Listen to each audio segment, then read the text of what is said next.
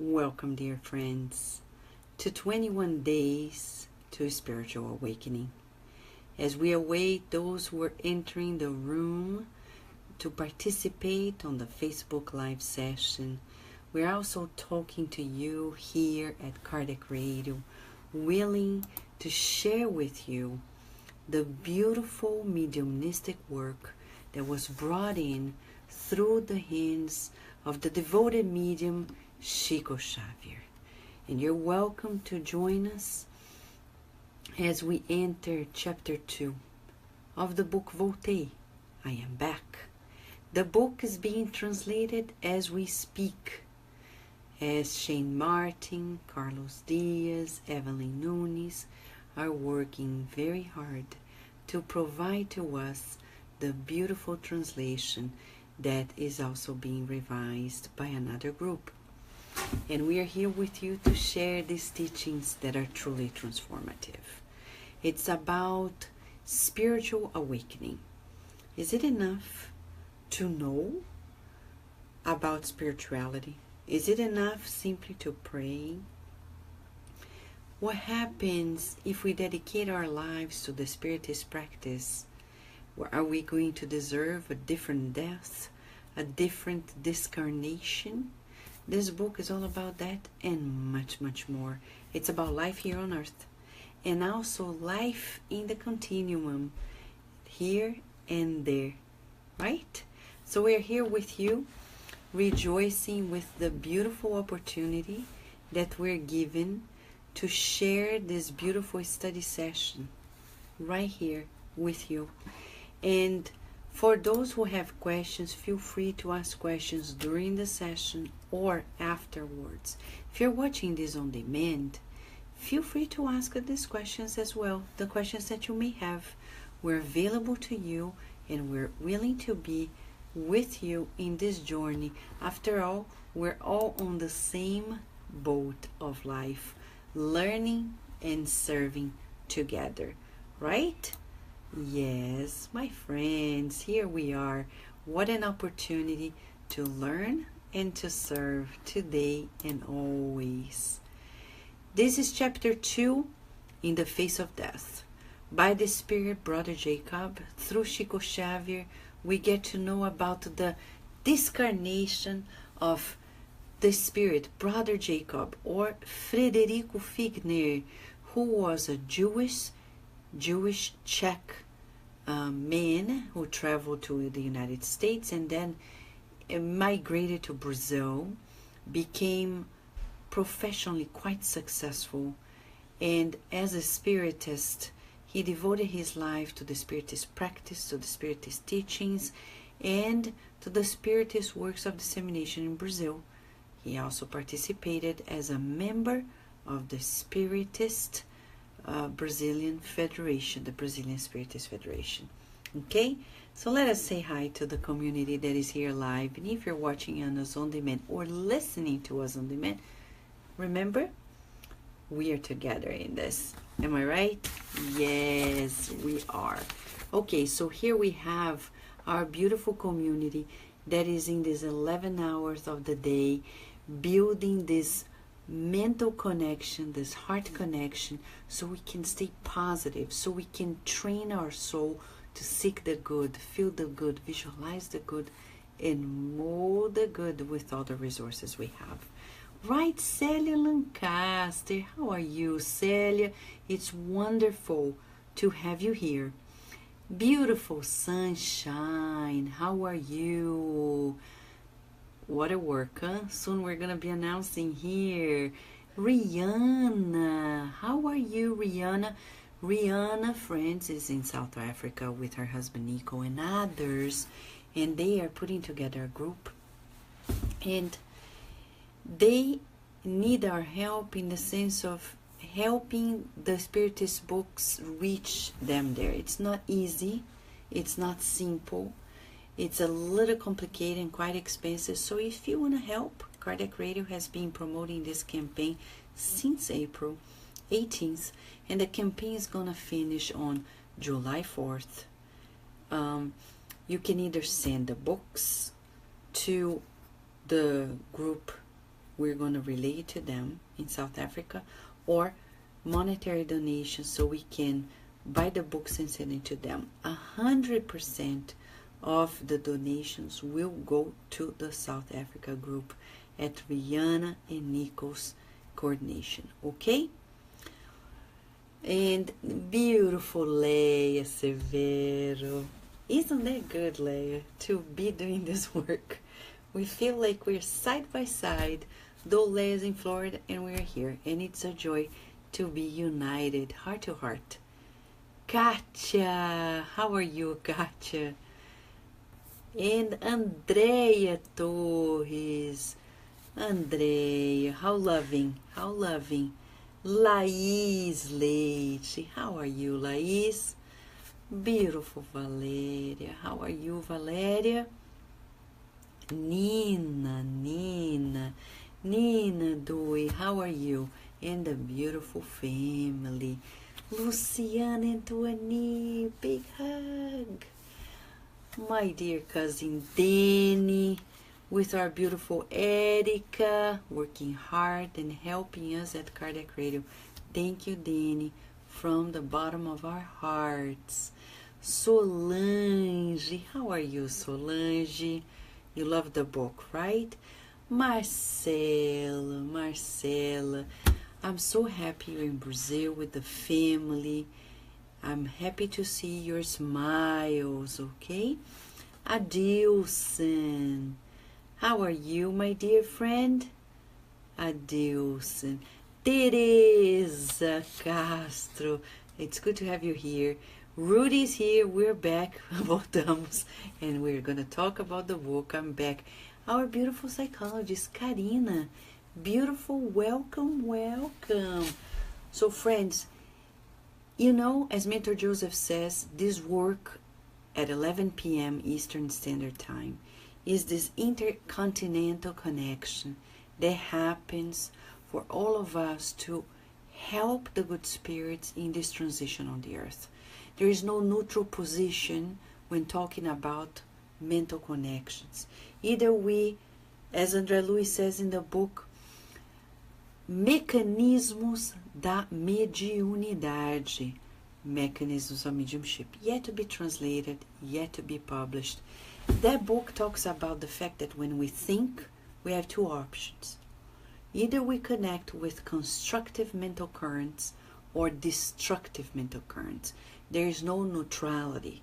Oh, well, I'm going to think like this, and this is no damaging. No. It's either constructive or destructive. When you turn on the radio and feel melancholic, in the Gospel according to Spiritism, there is a message that says, melancholy, do not give in to those feelings. Why? Because they make your will go weaker, and will is the supervisor and the manager of our lives, of our minds. So, bye-bye melancholy, hello happiness, and that's how we do it, right? Thank you, Tuani. Thank you, Luciana. Lucia, how are you? Welcome, okay? Now, let me share here with you, as I am, Chapter 2, Book Voltaire. You remember Fred Figner? He was a spiritist, he discarnated, and he thought, oh well, I'm doing great at my spiritist works. I'm dedicating my life to work on spiritism. You know what? My discarnation is going to be easy. And he was really devoted. As he said in Chapter 1, he really breathed the air of the spiritist practice. Oh my gosh, what happened? So now you and I are going to revisit Chapter 2. And I say revisit because we're not going to read everything, most excerpts. In the face of death. Thank you, Brother Jacob. And he says, he's writing through Chico Xavier. All of us, who study Spiritism consecrate the strength of our heart and are commonly beset by the idea of death. How does this carnation work? What forces act in the great moment? From time to time, we approach the experience of respectable people and conclude by inquiring expectation. And then he talks about the fact that he, at his time, remember, he discarnated in 1947. André Luiz was just writing his series of books, 16 books. So he wrote some of André Luiz's books. He wrote another scholar in spirit. He read Ernesto Bozano, the description of discarnation. And he knew that the end of his life in that reincarnation was ending. So, question for you and I, okay? Because these teachings here, if they do not make us feel, there's no use. Reading another book, why? Okay, so what is discarnation for you? Think about this now. Let us think together, you and I. Look at your body right now and think, blessed, but one day this body will no longer be connected to me. Look at your hand and say, well, this is not me. This is connected to me. One day, I won't be connected to this body. How do you feel? Are you scared? Is that weird? Is that easy? Feel it. How do you think you're going to detach? If it happens right now. Let me share with you. In the book Heaven and Hell, a book that is least studied in Spiritism, Part 1, Kardec, actually Part 2, Chapter 1, The Passage. Beautiful description. In that very chapter, my friends, Kardec kindly describes to us that our discarnation is going to depend on how we live our lives. Our discarnation is going to depend on how strong the bonds of affinity are between our spiritual body and the physical body. And the more we attach ourselves to the material scenario, the harder our discarnation is going to be. But you may claim, I'm not materialist. I believe in the spiritual realm. I know I'm going to discarnate. I just don't want to talk about it now. Okay? But let me go deeper. You know what attachment is? Attachment to the personality of this life. I'll give an example. For example, Vanessa. If I, for example, have a job for a long time, and when I don't have that job, if I feel less because I don't have that job, it's a sign I'm attached to something that is passing. What are your attachments, friends? There's a list, I know. But can you assign at least the top 3 attachments for you right now? Think about this. Because we need to be detached. Detached is like this. I have this pen. I love it. It's pink. Why not, right? Pink. Now everything's pink. When we were young, the world was not that pinkish. So we rejoice. Pink away. So here we have, I like it. But let's say somebody comes here and says, oh, you have a pink pen. Give it to the person. If that is hard, it's an attachment. In the book Voltaire, you will see there is a message about attachment to little things like pen and how they disturb us in the afterlife. Think about the attachments and feel, this, I don't need it. I can let it go. I am taking care of it, but I'll easily get rid of it or allow it to go, be transferred to another hand. Anna, welcome. It's good to see you here. Thank you for you. We were there in Charlotte, right? And I'm happy that you are here now, Anna. Thank you. Thank you. Nico, Guilherme, you are in New Zealand. Beautiful, Guilherme. You are in the center there. Thank you for joining us. Rita de Cássia. Miracles happening right now. Thank you, Rita. Thank you, Anna. Thank you. So, this is what our dear brother Jacob is reminding us. Remember in first chapter, he had a commitment to come back after death and tell us how it really is. This is gonna pass. Of course, I use makeup so I don't, I make this moment more pleasant for us, but this is a blessed body, but it's not the ultimate body. The spiritual body is the one. I'm not attached to this. Right? We need to do this exercise. Right, Adriana? Thank you, Adriana. Welcome, my friend. Jacob, welcome, welcome. Now, preparations. Well, he says, I used to make funny observations of the days of good sense of humor. And I thought about, death. Brother Andrade, a worthy spirit dedicated to medicine with whom I had the joy of collaborating for some years, had recommended me absolute rest.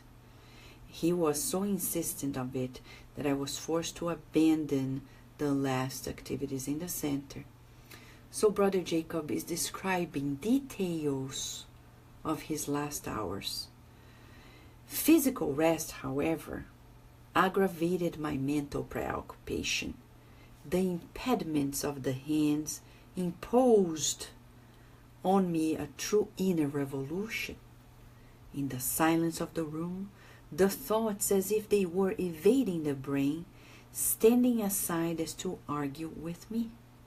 Some in a sympathetic position, others in an adverse attitude.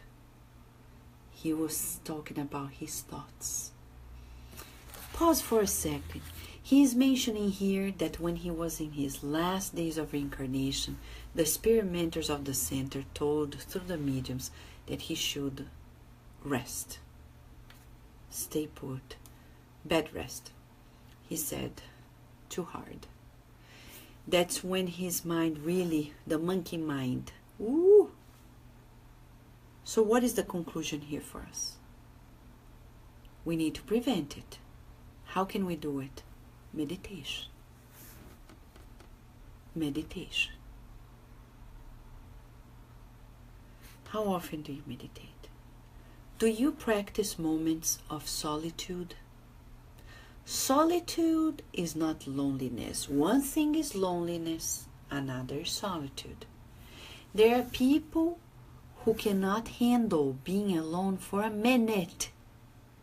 They have to be constantly with somebody. They don't practice solitude. They'll be in trouble if that happens to me, I'll be in trouble too. When I discarnate. Why?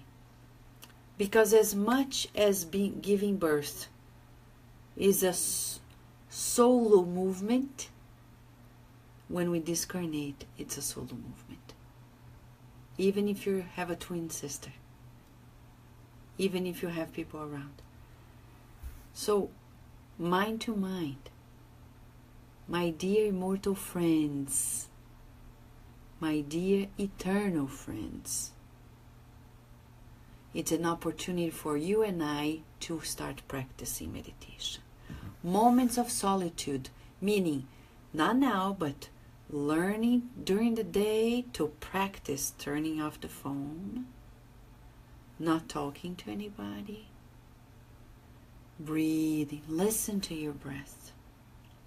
It's a good practice. Some people have a hard time meditating because they think meditating is something else. Begin by listening to your breath.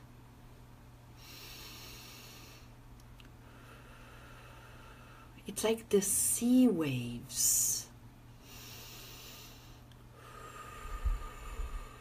coming and going, coming, slowly, gradually, deeply. And if you're afraid, many people start doing this, they're afraid like, what if spirits come and appear? What if I start feeling weird? Start visualizing good things. Visualize a beautiful light enveloping you. Visualize yourself walking by the beach. Visualize yourself, embracing Jesus. And those moments of solitude become your inner sanctuary. Remember the preface of Brother Jacob.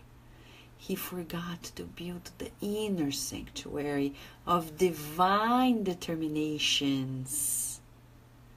Moments of solitude with God. How often do you practice it? In 24 hours of each day.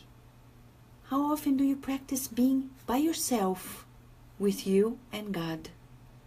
Nobody else. How often do you do it? Never? No, it's not about having a partner sitting next to you. No. You completely alone. Alone with God. Nobody near you. Like Jesus used to practice. He would retreat by himself, commune with God. This is going to build your inner sanctuary as well. Right, Lisa Teles from Texas, thank you for being with us. Thank you for your kindness. So, this is something. Or physical ailments are going to push us to learn to be alone. Not all the time, but we need to practice. Right? Andrea Torres is kindly saying she's used to meditation every morning, every night. Beautiful. And he asks us, he said that some of his thoughts were telling him, "Oh, Jacob, you will now leave the illusions of the flesh. You will travel back to reality. Get ready. What do you have in your luggage? Do not forget that justice sees everything, hears everything, knows everything." You want me to repeat? I will. Oh, Jacob, you will now leave the illusions of the flesh. You will travel back to reality. Get ready. What do you have in your luggage? Do not forget that justice sees everything, hears everything, knows everything. How do we know? Because the law of God is in our conscience. The judge is within. You cannot escape. I cannot escape from my own deeds. Right, sis, good to have you here. Sometimes it interposed resources. Consciousness compelled me to go back to the problems in which I had worked with misfortune. However, I sought mitigation of its own faults. It claimed uncertainties and imperatives of life. I confess that the incursions within myself distressed my being. It's interesting, isn't it? That's why, my friends, we can't escape from our own selves. If you are somebody who is constantly turning TVs, turning things so you don't encounter yourself, we're going to be in trouble in the ultimate hour in this life. And we have already gone through that in previous lives. It's not the first time that we go through death. And that's one of the reasons why we're also afraid. Because we have that feeling that if we're not up to date with our conscience, we'll suffer. It's what we call the spiritual disturbance. But think positively. Shall we? Shall we? Love yourself. Often put your hand in your heart. Console yourself. Soothe yourself. Tell yourself, I love and approve of myself in ways that are pleasing to God. I love and approve of myself in ways that are pleasing to God. I want to reconcile with everyone. I want to make amends. I want to be a peacemaker. I want to be a soothing being in the lives of everybody in my life. The old person is changing. The new is unfolding. Do you believe it's possible? And that's why we're here. It is possible as long as we make effort and repeat it. Effort, repetition. Effort, repetition. Right, sunshine? So tell yourself. Put yourself in your hand on your heart and feel yourself. Feel your soul.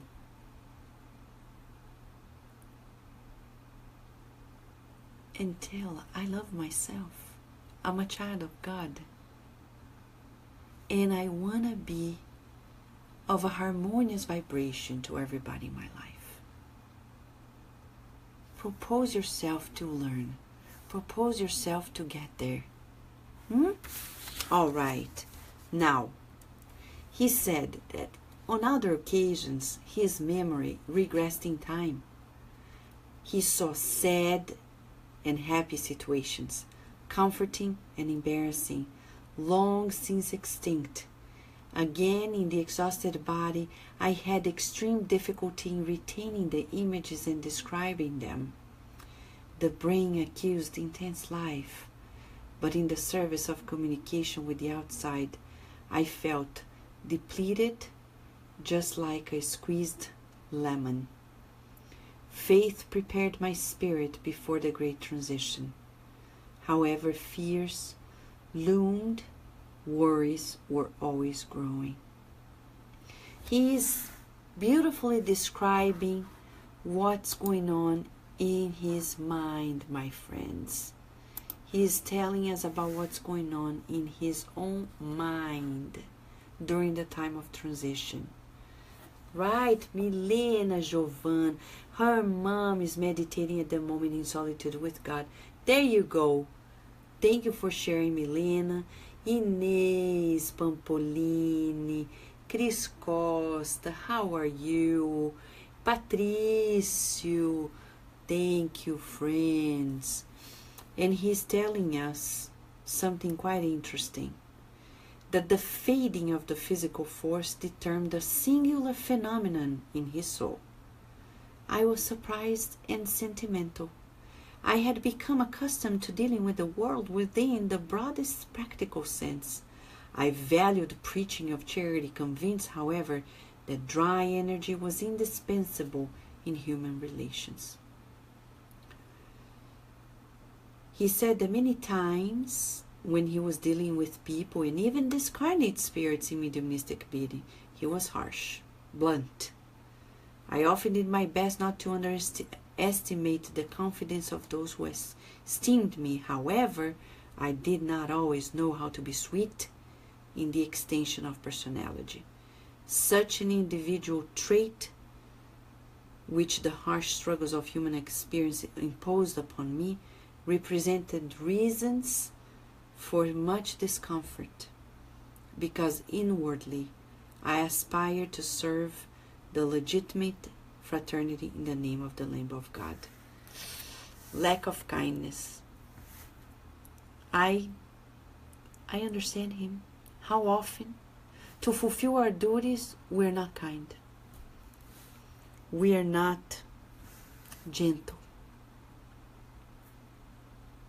And he's saying that that's going to make us regret in the transition of this life the importance of kindness. But it's not that kindness that says yes, yes, yes to everybody. Jesus was kind, gentle, but he was also firm, determined. No wonder people crucified him. Because if he had said yes to everybody, he wouldn't have had he wouldn't have been crucified, right? So here he says we need to practice solitude. In this busy world, practice solitude. You practicing? And Mentor Joseph is even adding a feature right now for us. Whatever you're going through life, meditate the main lesson. Do not resist. Let's say you move to another place and you have to make new friends. You're feeling more isolated. Mentor Joseph is saying, ask yourself, what is the lesson for me to learn? Practice solitude. Practice being with God. Breathing, reading, meditating, preparing for when your life is going to be busier, so you don't lose that exercise of being in your inner sanctuary of divine determination, as Brother Jacob said in the preface of the book. Now, he's going to say something that is probably ever more striking. Are you ready? Are you ready? Andrea Torres is saying that she works with many people during the day. Meditation takes her to this inner peace. Exactly. That's what we're talking about. Thank you, Andrea, for sharing. Now, something ever more striking. Beyond practicing solitude, being with God, he's saying, prostrated now, unexpected sensibility directed me. The renewal of paths obliged me to forget about business and earthly interests. It was no longer possible for me to govern the rudder of the material boat, and this imposition, which seemed to me, gave me access to myself. What is it? Zero control. He realized no control. I have no control whatsoever. There are some of us on the earth, if not all of us, there are more people who are more than the others, very controlling. Are you controlling? Don't feel guilty. You learn your way out of it. A good way is what we're saying here. When death comes, you can't control it. No, but I want to prepare. No. Prepare to be surprised. Yes, when it happens, when death happens, prepare to be surprised. Because we cannot control. So we need to prepare right now. Every day. When you want something and that thing escapes you, instead of like being a toddler, like, I want it. You're like, thank you, God. And then you sing, let it go, let it go. And you learn to let go. I learned to let go. These are not mere words, friends. Right? Renata, how are you, Renata? So here we're talking about the practice of solitude with God every day, and practice every day this awareness that we are not in control. We're managing, but we're not controlling. Only God controls everything. Márcio Lorenzo, a big hug, my friend. How are you? It's good to see you here, Márcio. So friends, practice solitude with God every day. And number 2, no control. It doesn't mean you and I are not going to go after our goals. We will. But if it escapes us, let's say you plan on building a house, and then you plan to build it in January. It's already June. God, you know better than I. I'm no longer gonna be worried about it. You know when. I don't. So I'll keep minding my business. When you find the right time, just let me know. And you fulfill your duties without inner concern. Thank you, Márcio. Renata, it's good that you are here. They're in Brazil. Thank you, Márcio. Thank you, Jacob. So here we have, my friends, the opportunity of practicing this no control. You know, it's the feeling like when you are in space. Can't control. Right? Same feeling. Practice it. When we reincarnate as babies, we're forced to practice no control because somebody's in charge of our lives for quite a while. Because children are dependent for quite a while. It takes a while for us to become independent. It's a good practice. So when children, you see them frustrated that they cannot control something, tell them, don't be frustrated. It's natural because only God can control things. Breathe in and out, and that's okay. Remember the children's song that I mentioned to you guys once? The wheels of the heart go round and round, round and round, round and round. The wheels of the heart go round and round, round and round to God. And if I am worried, that's okay, that's okay. Let us pray, and that's exactly what Brother Jacob is going to tell us right now. Right, Danny and friends. Thank you, Milena. He is a man, he said, of activity. And he realized that death was approaching. He couldn't do anything. You know, he was that man of solutions. And Brother Jacob saying, friends, do what you need to do, but don't elude yourself, because at the end of the day, only God controls everything. Right? Lisandra, welcome. So he's saying, it affected me, the need for tenderness and understanding, as if in those hours I was entering a youthful age, an age in which we're no longer in charge. He said, I rediscovered myself after all. You see how important the last hours of a reincarnation are? When you see somebody in the process of discarnation, in a coma, last hours, last days and weeks, they are precious. Kardec mentions that in the Spirit's book. That's why we say no to euthanasia, no to assisted suicide. We're very sad to know that some states in the United States, like Oregon, are assisted suicide is allowed. It's a no-no. Because it is a crime. before God. But Vanessa, I don't want to suffer. I don't want my loved one to suffer.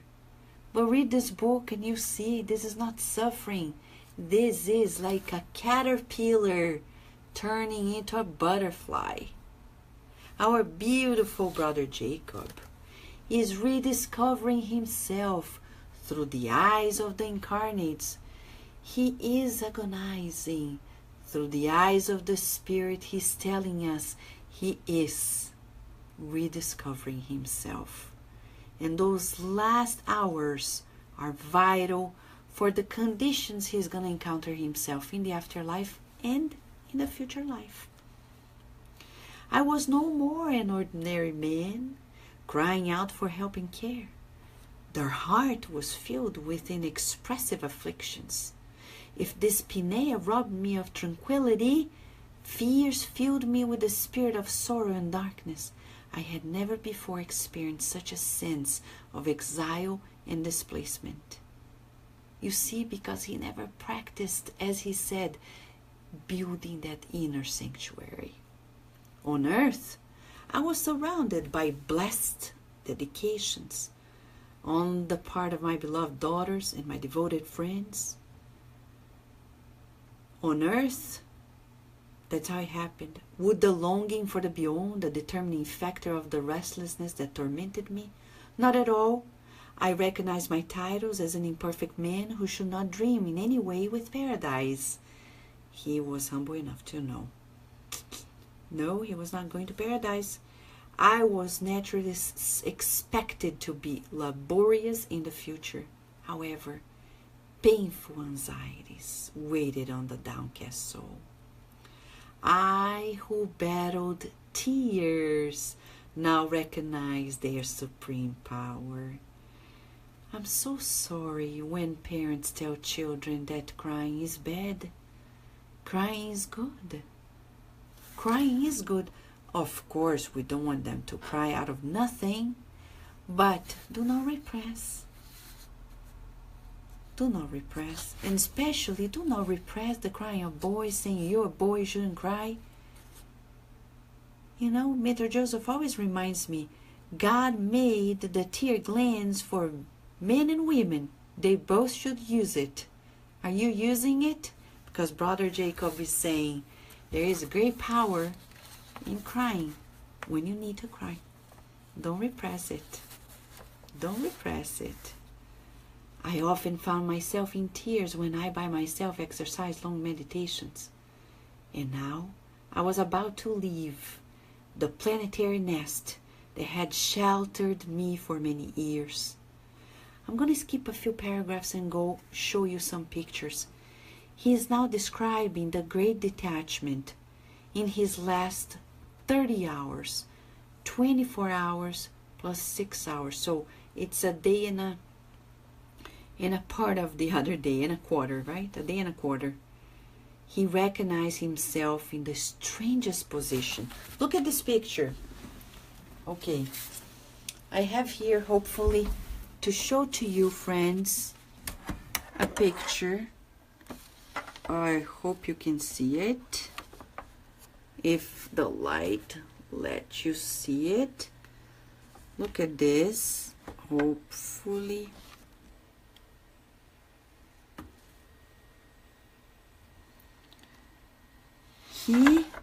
Sorry.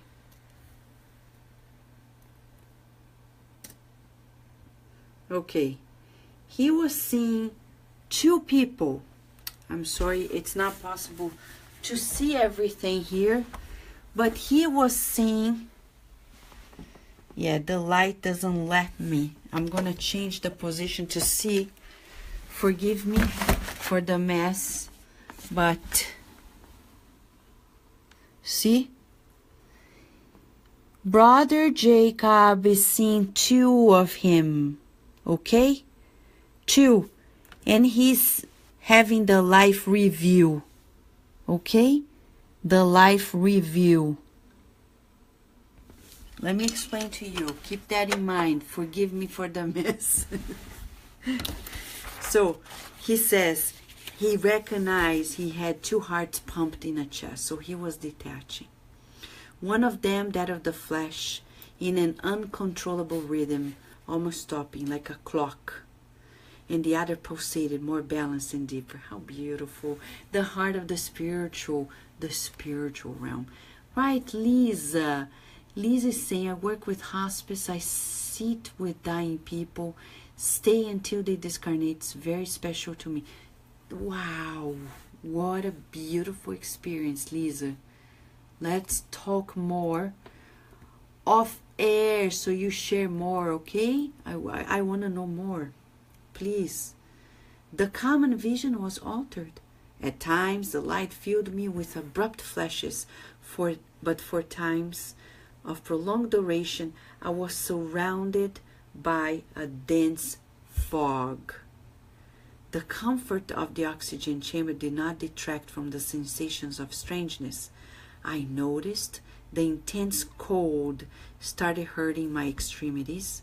Was it not the complete extinction of corporeal life? Solution. He's going to talk about it now. I tried to calm myself, to pray intimately, and to wait. Pause. Tonight, 3 main things for us to focus. The practice of daily solitude with God. 2, the practice of not being attached to controlling things. And 3, prayer in the most critical times. Okay? He started praying for Jesus, begging to discern, etc. And what happened? What happened? Something so beautiful. He started feeling that some spirits were working on him. He couldn't see, but he recalled Brother Andrade, the mentor of the center. And he just heard somebody comforting, doing an intervention. Do not move. Silence. Silence. I concluded that the end of the organic resistance was a matter of minutes. Friends, that day is going to happen to us. And only we will know how it's going to go through. There was no relief for a long time. I began to feel crushing sensations on my chest.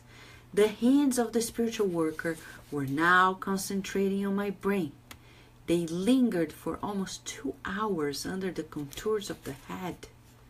The gentle sense of well-being came back to me when I experienced an indescribable concussion in the posterior part of the skull. It was not a blow. It resembled an electric shock of vast proportions in the inmost of the cerebral substance. Those loving hands had undoubtedly undone some strong bond that held me back to the body of flesh. And this back of the brain here, the spinal cord, is where in this part the connection with all of our autonomic system. When that is disconnected, the physical body starts failing for good. So we really observed the match, right? I felt at the same moment overwhelmed by devastating energies. What to compare the phenomenon? The nearest image was of a dam whose gates are suddenly cut off. Can you imagine, like, shoo, the water? He was just giving us an analogy so we can start feeling how it feels. I saw myself before all that I had dreamed, designed, and accomplished in my life. Insignificant ideas I had uttered, as well as my minimal acts, were paraded, absolutely accurate, before my fixed eyes, as if they were revealed at once by strange power in an ultra-fast chamber installed in my center. My friends, did you hear that? Insignificant ideas passed by, and they were creating emotions. You know those little things we do and we don't think they're gonna matter?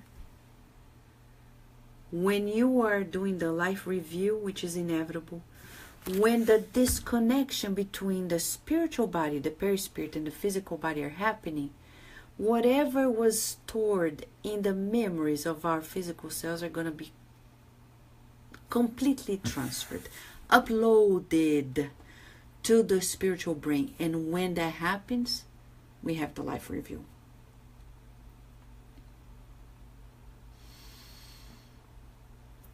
Interesting. Are you scared? Afraid? Don't be. Remember, you can organize those emotions as we speak. Meditate, do visualizations, face your inner fears, find help with good therapists, and the best therapy is of the gospel. Reconcile with yourself, reconcile with others, inside of us. Okay? Hello, Ana. How are you, Ana? Monica Milena. How are you, Monica? Welcome. It's good to have you here. My thought had been transformed into a mysterious and unexpected cinematographic film, a movie unfolding with astounding elasticity to its haunted creator, who was myself. Oh my Lord, is there anything you want to forget in this life? Go there, face it, archive it with kindness. Traumas can be transformed if we deal with them with kindness, with forgiveness. But do not put it in the drawer, because when we discarnate, we're gonna, and probably we'll be stuck right there. Yes, we need to be very diligent regarding our mental house. And finally, he says, the last part of this chapter. You ready? Do you have tissue, napkin, or your t-shirt? Because I think you're going to cry. It's beautiful. Observing myself relegated to my needs. Why not confess? I felt alone and frightened. I forced myself to scream, begging for help, but the muscles no longer obeyed me. I sought to shelter myself in prayer, but the power of coordination escaped me. I could not tell if I was a man to die or a shipwreck struggling in unknown substance under extreme fog. In that untranslatable conflict, I remembered more insistently the duty to pray in the harshest circumstances. The duty to pray in the harshest circumstances. Do you pray when things are hard? We need to practice. We need to practice. Pray, pray, pray. Pray, pray, pray. I remember the evangelical passage in which Jesus calms the storm. Before the frightened companions pray to heaven for salvation and piety, forces of aid of our spiritual protectors, united to my confidence, stopped the disturbances. Prayer works. Yuppie! Prayer works. Do you teach prayer to your children? That's a gift. It's a treasure. If you want to give them a gift, prayer. All the time. All the time. And if they say, but that's too much, well, we need to communicate with God all the time. Strong arms, nevertheless invisible to me, readjusted me in bed. Choking distress, however, overwhelmed my inner self. I longed to be set free. I cried in turmoil, tied to the faint body, when dim light became perceptible to my eyes. In the midst of copious sweat, I perceived my daughter, Martha, extending arms. She was as beautiful as ever. Intense joy overflowed her calm countenance.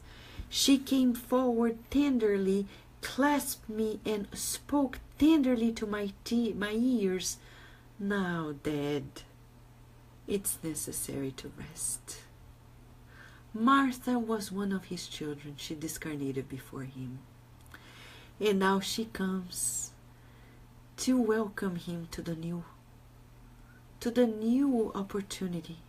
And she is helping because he is praying too.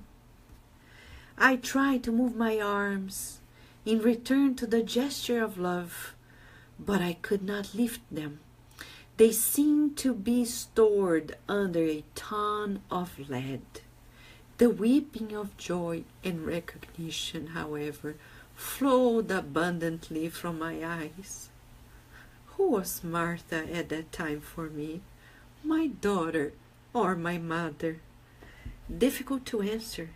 I only knew that her presence represented the different world in new revelation, and I entrusted myself, entrusted to her affections, experiencing happiness impossible to describe.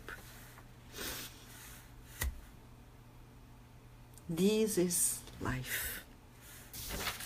This is why we need to cherish our solitude with God, because these are moments of joy, of love.